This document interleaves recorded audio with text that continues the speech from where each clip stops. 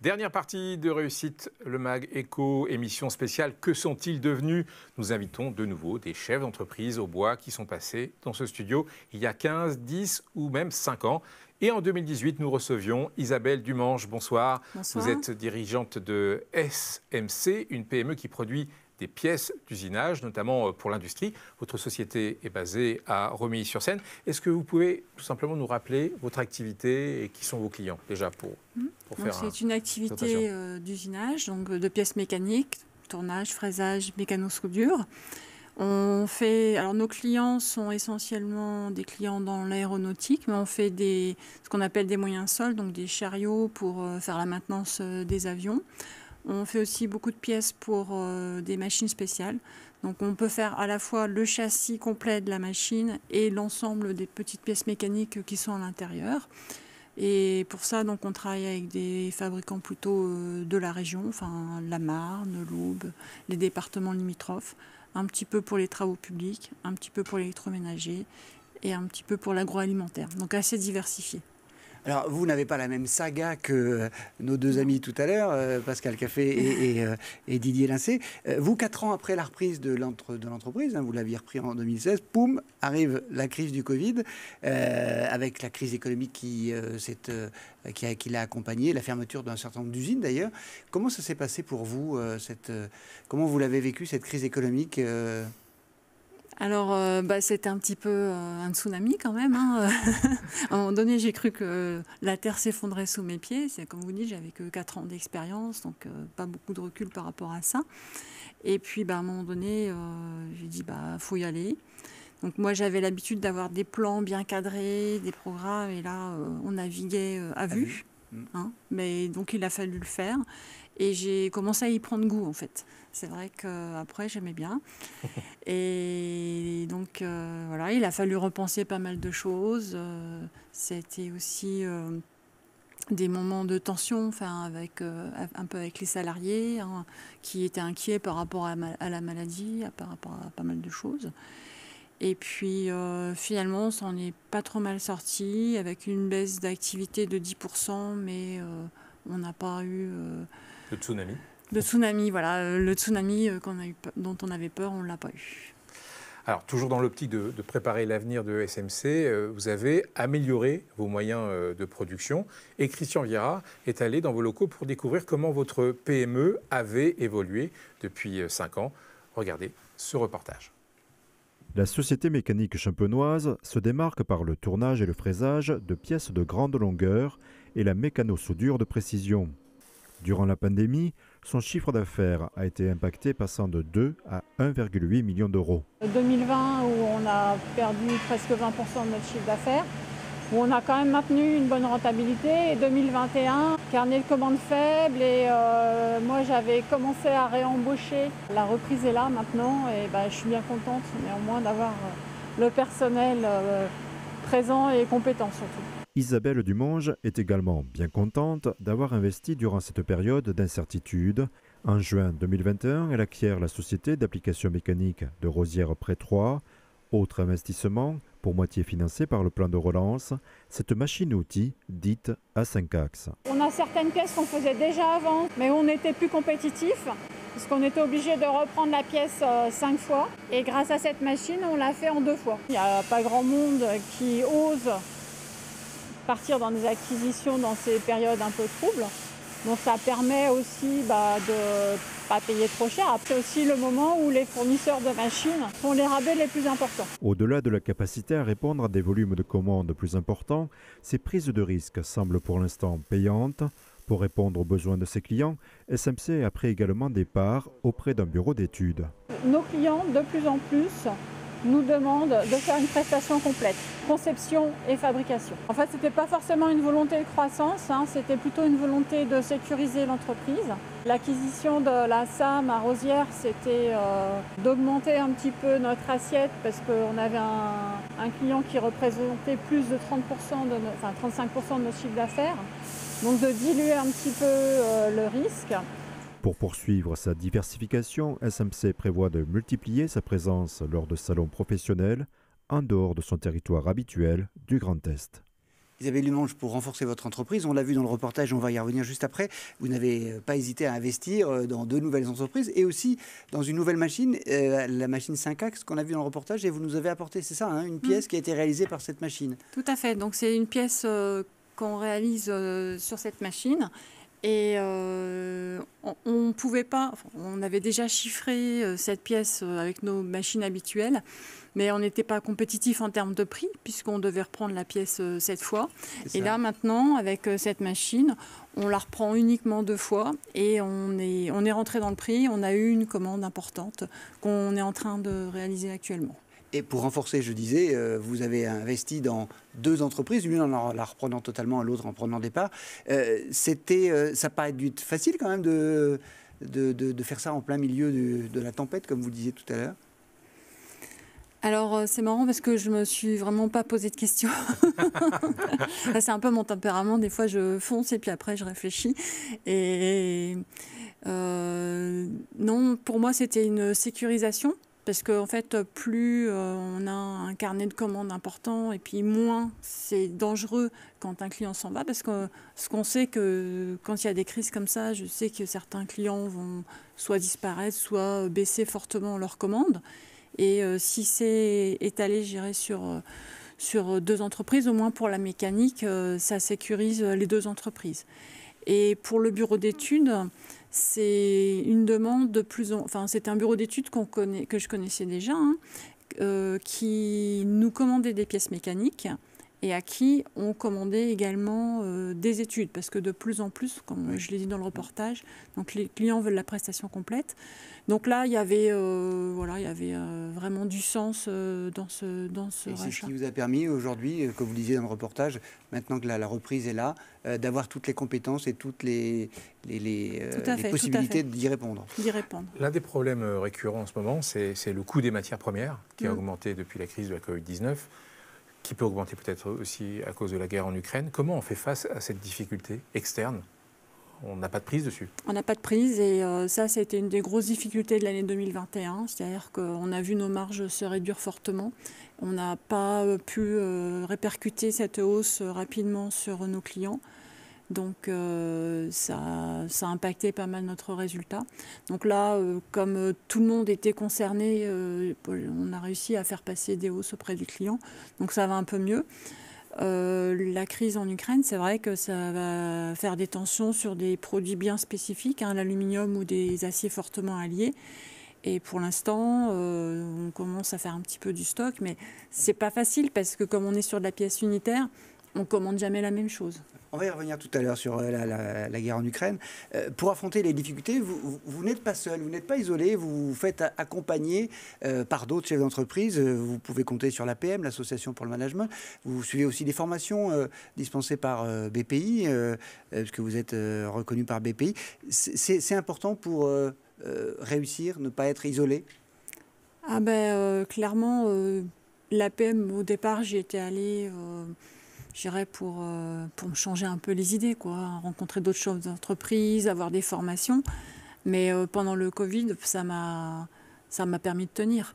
Hein. C'est-à-dire que le fait d'échanger avec d'autres chefs d'entreprise, ça m'a réconforté, je dirais, dans les prises de décision. Surtout que mon adjoint était en télétravail, donc je pouvais moins communiquer avec lui. Et puis... il y avait aussi beaucoup de petites formations, comment faire face aux crises, mettre en place des cellules de crise, comment méditer pour ne pas sombrer. Enfin, c'est vraiment une grosse partie qui m'a aidé à tenir pendant cette période difficile. Et cet aspect collectif, vous le mettez aussi, cette expérience, vous la mettez aussi au service de la CCI, par exemple, parce que vous avez été élu au sein de la CCI. Oui. C'est important d'accompagner aussi le développement territorial Ah oui, développement territorial. Et puis, même pas plus tard que ce midi, j'étais dans un jury du réseau Entreprendre où, en fait, j'accompagne des entreprises, des jeunes entreprises, en fait, sur les 3 premières années. Donc, moi, j'essaye de donner, de rendre ce qu'on m'a donné. quand vous êtes venu la première fois dans cette émission, il y a 4 ans, 4-5 ans, la dernière question c'était est-ce que vous êtes heureuse d'être chef d'entreprise? Vous êtes toujours aussi heureuse? Qu'est-ce que ça veut dire heureuse?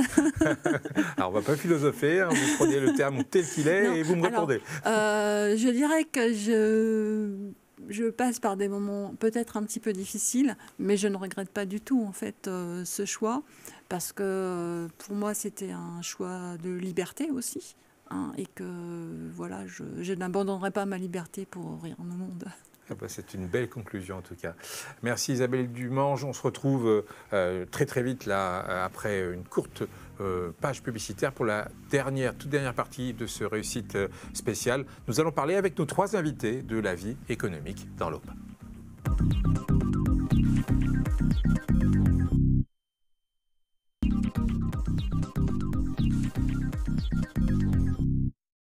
Batitol à Crenay, c'est un centre-service dédié aux artisans et agriculteurs, mais aussi aux particuliers.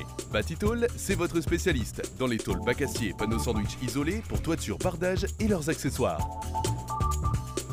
Les aménagements intérieurs de bâtiments sur mesure, les abris de jardin, garages et locaux extérieurs isolés. L'équipe de Batitol étudie tous vos besoins, vous conseille et vous propose des produits précis et adaptés. Contactez-nous, Batitol à Crenay, Zac des Sources, 03 25 43 10 10. Né du monde agricole, des entreprises à vocation de nourrir les populations, Groupama, aujourd'hui est spécialisé et accompagne les entreprises et les professionnels de tout secteur. L'assurance est d'abord une entraide, possible par le partage et la responsabilité. C'est pourquoi Groupama reste proche de ses sociétaires, avec 50 conseillers et 9 agences dans l'Aube. La raison d'être de Groupama, être là pour permettre au plus grand nombre de construire leur vie en toute confiance. Rencontrez-nous. Société d'expertise comptable et de commissariat aux comptes implantée dans l'Aube, Lyon et à Paris, BDS Associés compte 150 collaborateurs qui sont tous à votre écoute pour vous conseiller et vous guider dans la gestion et le développement de votre entreprise. Chaque jour, une équipe dédiée et performante vous accompagne dans la réalisation de vos objectifs et la réussite de vos projets en mettant à votre disposition un ensemble d'outils modernes et digitaux. Venez pitcher votre projet pour le faire décoller à l'occasion des mercredis BDS. Retrouvez toutes les informations sur le site de BDS Associés.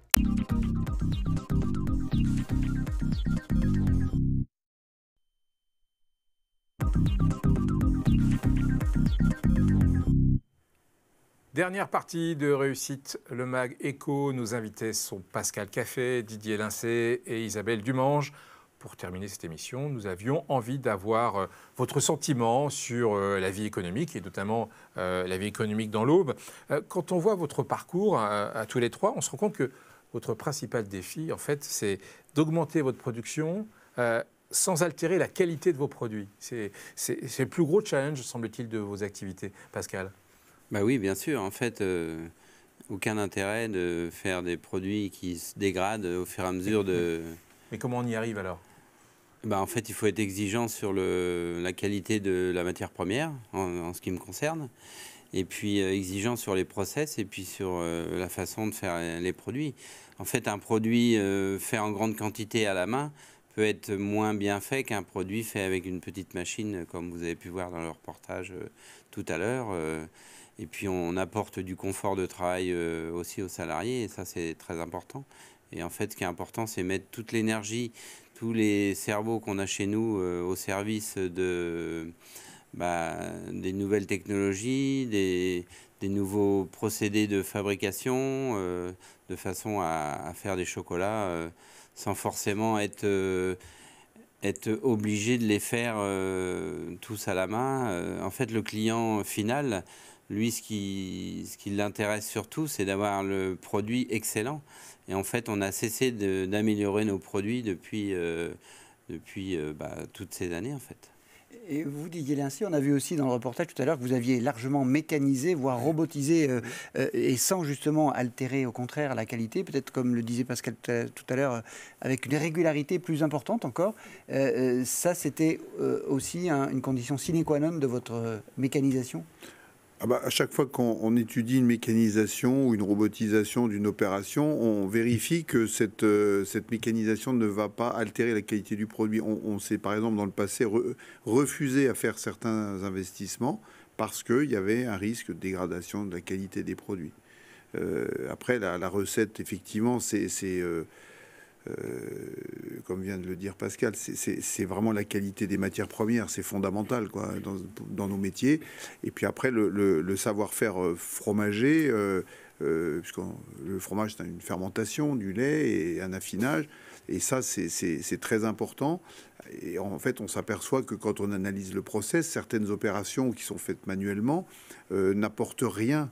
Le fait de les faire manuellement n'apporte rien à la qualité du produit. Et donc, lorsqu'on peut mécaniser une opération parce qu'elle va alléger le travail, parce qu'elle va permettre des meilleures conditions de travail et que la qualité du produit est totalement conservée, là, on n'hésite pas.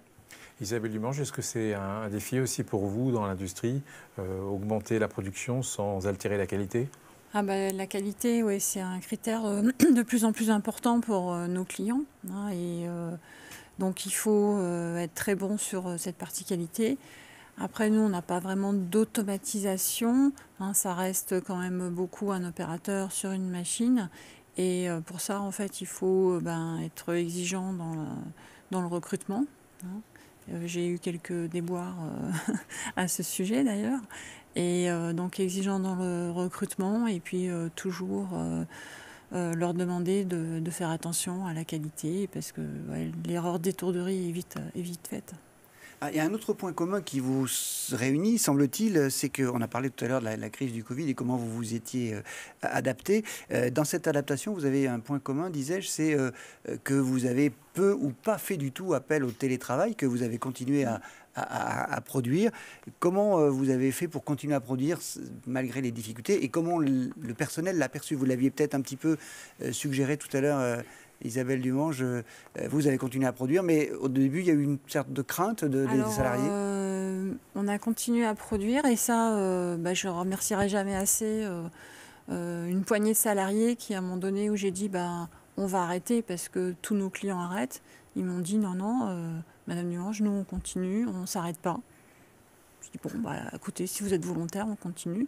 Et donc d'autres étaient plus craintifs par rapport à la maladie. Ils ont été une partie en activité partielle. Et quand le travail est revenu, ils étaient très contents de revenir travailler parce que rester toute la journée à la maison, excusez-moi pour les journalistes, mais en regardant BFM TV et les séances de Réa, ça leur faisait peur et ils préféraient venir travailler. Oui, mais ils regardaient Canal 32, ça les calmait un peu. Ouais, voilà. C'était positif. C'était beaucoup plus positif. Didier Lincey, dans une fromagerie, on ne fait pas de télétravail, c'est pas possible ça aussi, la Covid-19. Pour la production, oui, non, ça c'est pas possible, c'est clair. On a pratiqué un petit peu de télétravail pour des tâches administratives ou commerciales. Mais l'essentiel de nos salariés sont venus travailler. Et là également, je dois dire qu'on a eu une immense satisfaction de voir la réaction de la grande majorité de nos salariés qui avaient à cœur de venir travailler, avec effectivement pour certaines personnes des inquiétudes sur cette nouvelle maladie qui arrivait et qu'on ne connaissait pas très bien. Mais quand même, globalement, on a pu toujours faire fonctionner nos entreprises, y compris avec parfois des gens eux-mêmes malades ou en situation de cas contact qui nécessitaient un arrêt ou un isolement, on va dire. Donc ça, il y a eu une solidarité formidable entre les personnes et c'est là où on s'aperçoit que la richesse de nos entreprises, elle est aussi, et bien évidemment, dans les hommes et les femmes qui travaillent avec nous. Pascal, pareil, vous avez aussi continué à produire? Oui, c'est ça, tout à fait. Et en fait, nous, le port du masque, tout ce qui va avec, ça fait partie de notre quotidien. Donc en fait, ça nous a pas vraiment... Ça n'a pas fait peur? Non, ça nous a pas fait peur parce que ça fait partie de notre quotidien. Et donc, ça a été vraiment... toute l'équipe était derrière nous pour continuer à travailler. Et puis, donc ça a été, effectivement, avec des moments aussi où il y a eu quelques malades et tout, mais bon, franchement, ça s'est plutôt bien passé. Une question d'actualité maintenant.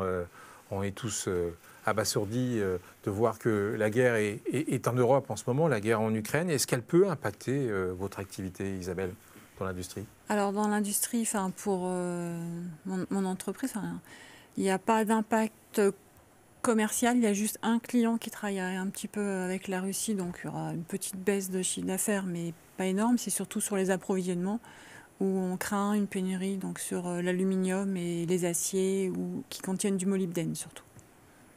Et Pascal, des clients en Russie en Ukraine? En fait, pour l'instant, on n'a pas encore de signes où nos clients sont touchés. Après, une grande partie de nos clients sont des particuliers. Et c'est sûr que ça nous fait quand même réfléchir à ce qu'il faut entreprendre cette année. Et c'est vrai que ça peut avoir un impact, mais ça, on ne le saura que dans quelques mois. En fait. Le chocolat, c'est bon pour le moral, il faut en prendre. et Didier, vous avez évoqué tout à l'heure la période de la Crimée en 2014.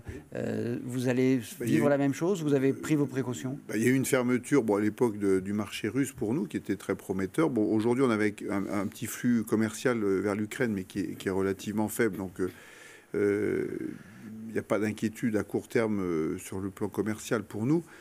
Par contre, l'inquiétude, elle est comme tout un chacun et toute entreprise sur l'augmentation du prix des carburants, des aciers, parce qu'on achète aussi, nous, des machines, du matériel qui soit à base d'aluminium ou d'inox. Les prix flambent, avaient déjà commencé à flamber avant d'ailleurs, mais ça va ne faire qu'accentuer. Puis il y a la question du pouvoir d'achat, bien évidemment, parce que nos consommateurs sont confrontés à une inflation qui va devenir quand même sans doute problématique, notamment avec les carburants. Donc quelles répercussions ça va avoir sur la consommation, ça je ne peux pas le dire encore aujourd'hui. Justement, vous voyez le développement économique de l'Aube avec un bel horizon malgré ce gros nuage ukrainien. L'économie au bois vous semble sur de bons rails? Sans parler du train électrique. Non. Moi, personnellement, je pourrais parler que du secteur agroalimentaire que je connais un petit peu mieux. Je pense qu'il y a des conséquences négatives, effectivement, à cette crise. En même temps, il y a quand même des fondamentaux, je dirais, dans notre région, avec une production agricole dynamique, avec... nous, en ce qui nous concerne dans le domaine laitier, actuellement, il y a une tendance à une revalorisation progressive du prix du lait acheté aux éleveurs, et je pense qu'on va avoir de plus en plus besoin de lait dans les mois et années qui viennent, parce que la consommation mondiale est quand même bien orientée, et donc je pense qu'il y a un vrai atout pour le secteur agricole et agroalimentaire. Encore alors cette crise va nous impacter tous, ça c'est clair, mais voilà, je pense qu'on peut quand même garder l'espoir d'un avenir. Pascal, l'Aube, sa vie économique, vous la voyez comment? Vous voyez ce territoire se développer? Vous êtes optimiste pour l'avenir du département? Nous, on a vraiment, on fait tout pour motiver un maximum de clients à venir chez nous en leur faisant d'excellents produits. En fait, c'est quand même la base de notre réussite, c'est-à-dire de soigner nos produits, d'essayer de soigner nos clients. Ça passe la première chose par l'accueil du client dans une boutique où on forme nos vendeurs, on fait venir des gens pour les former, et puis le commerce change aussi aujourd'hui, donc il faut s'adapter à la nouvelle clientèle. On voit notre site internet qui a explosé depuis 2 ans, et on a beaucoup de clients qui achètent, même qui sont dans l'Aube, qui achètent des produits sur le site internet, et donc c'est une vraie boutique maintenant à part entière. Isabelle, vous avez une double casquette finalement, celle d'industriel, mais aussi d'élu à la Chambre de commerce, donc avec une bonne vision de ce qui peut se passer sur le territoire. Vous le voyez comment, ce développement économique ou cette économie auboise dans les mois, les années qui viennent mettant de côté la crise ukrainienne pour l'instant? Tout à fait, oui. Non, mais je pense que dans l'Aube, c'est assez dynamique. Moi, je viens de la Marne et j'ai trouvé qu'il y avait quand même beaucoup d'infrastructures qui aidaient les entrepreneurs. La CCI, il y avait déjà beaucoup de relais avant que je sois élue. Et moi, je ressens un vrai dynamisme, une volonté d'accompagner les industriels et aussi une vraie dynamique de la création d'entreprises. Donc moi, je suis assez optimiste pour l'économie dans l'Aube. Après, il y a toujours des difficultés à passer et à enjamber, mais c'est pas forcément... ça ne dégradera pas l'avenir, quoi. Dernière question que l'on va vous poser dans ce numéro spécial, c'est de quoi le département a besoin pour se développer économiquement? Alors c'est une question ouverte, ça peut être un petit détail comme un train électrique.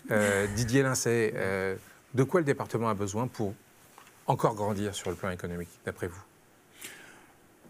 Moi, je pense qu'il y a un besoin de développer sur tout le territoire les moyens de communication, Internet, avec la fibre optique, avec le haut débit. Parce qu'on se rend compte qu'aujourd'hui, que nos entreprises sont totalement dépendantes et de plus en plus dépendantes d'Internet. On est en interconnexion permanente avec nos clients, nos fournisseurs, les administrations, enfin, je veux dire, et malheureusement, on a encore, et c'est pas spécifique à l'Aube, parce que je suis sur plusieurs départements, mais je dirais c'est sur les territoires ruraux, il faut vraiment mettre l'accélérateur sur le développement des communications via Internet. Pascal? En fait, je crois aussi qu'il faut croire dans les entreprises qui sont déjà implantées aussi. J'ai rien contre les startups, au contraire, mais on n'entend parler que de ça. Et en fait, des entreprises comme nous, qui sommes quand même assis depuis de nombreuses années, avec une expérience, une vraie expérience, on a envie de se développer et on ne nous regarde pas forcément de la même façon qu'une start-up qui finalement, dans 3 ans, c'est peut-être terminé. Mais je trouve que c'est important et qu'il n'y a pas assez d'attention d'attention envers... portée sur les entreprises existantes et qui créent de l'emploi d'ailleurs. Voilà, et donc on crée des emplois, et voilà, si on nous aide vraiment beaucoup, je pense qu'on pourra faire de très grandes choses. C'était en tout cas le cas ce soir, et le mois dernier, on recevait une start-up, justement. Donc, on s'est mélangé les genres. Et justement, c'est toute la beauté. Non, mais c'est important aussi de parler de ça. En fait, il y a des entreprises très bien implantées qui ont envie de se développer et qui peuvent se développer très vite avec des aides, bien sûr. Isabelle Dumange, le mot de la fin, ce sera pour vous. De quoi le département a besoin, d'après vous, pour renforcer son développement? Alors, moi, je pense qu'on a besoin de compétences sur des métiers qui sont ce que j'appelle des vrais métiers, en fait, voilà, comme pâtissier, faire du fromage, faire de la mécanique. Et donc Pascal Café parlait de start-up, c'est vrai qu'on est souvent sur de l'informatique, mais on a besoin quand même de gens qui fassent des choses. Et c'est des formations qui sont un petit peu dénigrées, donc soit dans l'éducation nationale ou même parfois dans les familles. Et c'est à tort parce qu'en fait, c'est quand même important de faire quelque chose. Enfin, c'est agréable de faire quelque chose de ses mains et c'est valorisant.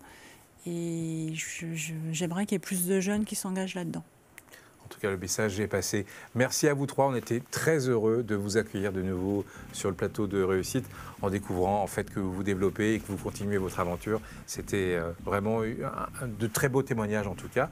Et puis, on vous invitera pour la 100e de Réussite qui aura lieu dans un an et demi. Et oui, et nous aussi, on dit. On termine évidemment traditionnellement cette émission avec l'agenda de la CCI. Et on se retrouve le mois prochain. Au revoir. Le 11 mars, la CCI vous propose une matinale numérique pour découvrir les outils de visioconférence et de travail à distance. Cela vous permettra de savoir quel logiciel de visioconférence est fait pour vous. Le 16 mars, la CCI lance son club RSE. Vous êtes chef d'entreprise, professionnel de la RSE ou du développement durable sur le territoire aubois. votre entreprise est engagée dans des réflexions ou des démarches ou des actions RSE, eh bien, ce club est fait pour vous. Il se réunira tous les 2 mois pour un partage d'expériences autour de témoignages concrets et sur des thématiques variées. Le 22 mars, vous pourrez participer à un atelier « Êtes-vous prêt à vous lancer ?» Cette matinée vous permettra d'avoir toutes les informations sur la création d'entreprise, le coût et prise en charge par la CCI, et cela se passe à la Chambre de commerce et d'industrie. Enfin, le 24 mars, c'est une formation RH qui vous est proposée sur le thème « Manager, prenez soin de vous pour pouvoir prendre soin des autres et durer ». Le manager est la clé de voûte des entreprises, qui plus est en période de crise.